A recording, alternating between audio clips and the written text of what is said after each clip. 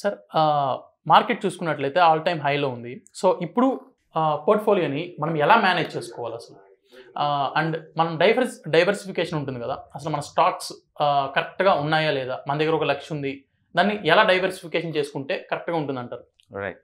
So బేసికల్గా మీ దగ్గర తక్కువ అమౌంట్ ఉందనుకోండి, మార్కెట్ ఒకసారి డౌన్ ట్రెండ్ బీన్ అయితే దాన్ని మేనేజ్ చేయడం చాలా కష్టం అండి. ఓకే. సో అందుకని మీకు నాలెడ్జ్ స్టాక్ మార్కెట్లో ఉంది అంటే బై డిఫాల్ట్ మీరు డైవర్సిఫికేషన్ వెళ్తారు. ఓకే. మీరు కంప్లీట్ కొత్త మార్కెట్ గురించి ఏమీ తెలియదు అనుకోండి, better to go for only ETFs and mutual funds. Okay. ఎందుకంటే ఎక్స్పర్ట్స్ మేనేజ్ చేస్తున్నారు కాబట్టి ఆ ఏరియాలో మీకు ఎలాంటి పెద్ద ఎఫెక్ట్ అవ్వరు.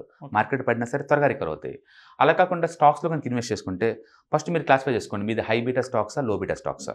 ఓకే. ఒకవేళ హై బీటా స్టాక్స్ కనుక్కుంటే వాటిని తగ్గించుకోవడం బెటర్ ఈ టైంలో. ఓకే. ఓకే. లో బీటా స్టాక్స్ అనుకుంటే మార్కెట్ ఎక్కువ డ్రాప్ అయినా అవి పెద్ద పడవు కాబట్టి సేఫ్టీ లెవెల్స్ ఎక్కువ ఉంటాయి. ఈ టైంలో ఎందుకు రిస్క్ మేనేజ్మెంట్ మీద ఫోకస్ చేయాలనుకుంటే మార్కెట్ ఎప్పుడు సైలెంట్గా ఉన్నప్పుడే సడన్గా వాలటిలిటీ బీన్ అవుద్ది.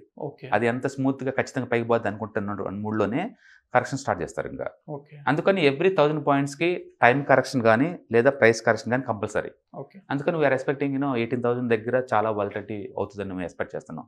మీ పోర్ట్ఫోలియోలో ఏంటంటే హై బీటా స్టాక్స్ ఏదైనా ఉంటే ఆల్రెడీ ప్రాఫిట్లో కనుకుంటే దాన్ని తగ్గించుకోండి పొజిషన్స్ని. ఓకే. అదే టైంలో స్మాల్ క్యాప్స్ కనుక ఏదైనా మల్టీ బ్యాగర్స్ అని పెన్నీ స్టాక్స్ అని మీ దగ్గర కనుక ఏదైనా ఉంటే కనుక అవి కూడా తగ్గించుకోవడం బెటర్. దాని బదులు లో బీటా స్టాక్స్లోకి ఎంటర్ అయ్యారనుకోండి, మార్కెట్ వాలటిలిటీ ఉన్నా మీకు పెద్ద ఎఫెక్ట్ కాకుండా ఉంటుంది. రెండోది టూ మచ్గా హై బీటా స్టాక్స్ తోటి లేదా స్మాల్ క్యాప్స్ తోటి ఎంటైర్ పోర్ట్ఫోలియో ఫిల్ చేసే బదులు కొన్ని మ్యూచువల్ ఫండ్స్కి మేబీ ఒక 10% అనుకోండి, ఒక 20% ఈటీఎఫ్స్కి ఇచ్చి ఒక 20% క్యాష్ రూపంలో మెయింటైన్ చేసాం అనుకోండి, మార్కెట్ ఈవెన్ 10% డౌన్ అయినా క్యాష్ 20% ఉంది కాబట్టి ఏదైనా ఆపర్చునిటీ క్రియేట్ అవుతే మనం కొనుక్కోవచ్చు స్టాక్స్ కొత్తగా. ప్లస్ మ్యూచువల్ ఫండ్స్ ఈటీఎఫ్స్ పెద్ద షేక్ అవ్వవు, అవి పెద్ద మార్కెట్తో పాటు ఉంటాయి కాబట్టి షేక్ అవ్వదు. ఇట్లా మీరు మేనేజ్ చేసుకోవచ్చు. అందుకని మీ టోటల్ మనీని కొంత మనీని ఏమో ఇన్వెస్ట్మెంట్కి, కొంత మనీని ఏమో పొజిషన్ ట్రేడింగ్కి, కొంత మనీని ఏమో ఈటీఎఫ్స్కి మ్యూచువల్ ఫండ్స్కి, కొంత క్యాష్ రూపంలో ఉంచుకుంటే కనుక దాన్ని బ్యాలెన్స్ చేయగలుగుతారు. ఒక మీల్స్ కనుక అన్ని రకాల డైట్లో అన్ని రకాల న్యూట్రియంట్స్ ఎలాగ ఉండాలో మీ పోర్ట్ఫోలియో కూడా ఈ డైవర్సిఫికేషన్ ఉండాలి. కానీ మీరు తక్కువ అమౌంట్ ఉందనుకోండి మార్కెట్లో, సపోజ్ నేను స్మాల్ ఇన్వెస్టర్ని, నా దగ్గర 1 lakh 2 lakh ఉంది, ఈ డైవర్సిఫికేషన్ ఏం అవసరం లేదు మీకు. ఈటీఎఫ్స్ అండ్ మ్యూచువల్ ఫండ్ పెట్టుకుంటూ పోవచ్చు. మార్కెట్ డౌన్ అవుతుందా, you don't worry about the markets. Markets మళ్ళీ బాగా డ్రాప్ అవ్వాలంటే ఇంకో 10 years పడుతుంది, 2030లో కానీ మళ్ళీ రాదు. హిస్టారికల్ డేటా కనుక చూసుకుంటే ఎవ్రీ 10 yearsకే మార్కెట్ ఒక 50% డ్రాప్ అవుద్ది. మధ్యలో ఏంటంటే మాక్సిమం 10 to 20% ఎక్కువ రాదు, పడదు ఇంకా. అందుకని మీరు ఇండెక్స్ ఫండ్స్లో ఉన్నారనుకోండి, మ్యూచువల్ ఫండ్స్ ఉన్నారనుకోండి, వరస్ట్ అంటే జరిగితే 10 to 20% ఎక్కువ డ్రాప్ డౌన్ అవ్వదు. బట్ మనం ఎవ్రీ మంత్ యావరేజ్ చేస్తాం కాబట్టి అది కూడా తగ్గింది మీకు. అంటే మార్కెట్ ఆల్ టైమ్ హైలో ఉంది అన్న ఫియర్ మీరు వదిలేసేయండి. మార్కెట్లో వాలటిలిటీ స్టార్ట్ అవుతుంది, దాన్ని ఎలా హ్యాండిల్ చేయాలో ఆలోచించుకోండి. అంటే ప్లాన్ ఏ ఎప్పుడు కొంటున్నాం, plan B something went wrong, బయటికి పోవాలా మళ్ళీ యావరేజ్ చేయాలా, ఆ క్లారిటీ నీ దగ్గర ఉండాలి. అప్పుడప్పుడు ప్రాఫిట్ బుకింగ్ ఆల్వేస్ అడ్వైజబుల్ ఈ స్టేజ్లో. ఎందుకంటే క్యాష్ రూపంలో ఉంటేనే కొత్త ఆపర్చునిటీ వచ్చినప్పుడు మళ్ళీ మీరు డిప్లాయ్ చేయగలుగుతారు. అందుకని మీరు తక్కువ అమౌంట్ ఉన్న ఎవరైనా సరే ఈటీఎఫ్స్ మ్యూచువల్ ఫండ్స్ డీల్ చేస్తుంటే you don't worry about the market హైయర్లో, ఎందుకంటే మార్కెట్తో పాటు మీరు మూవ్ అవుతారు. అదే స్టాక్స్లో పెట్టే వాళ్ళు అయితే మాత్రం బీ కేర్ఫుల్. ఓకే. లో బీటా స్టాక్స్ని ఫిల్ చేయండి మీ పోర్ట్ఫోలియోలో, హై బీటా స్టాక్స్ తగ్గించుకోండి.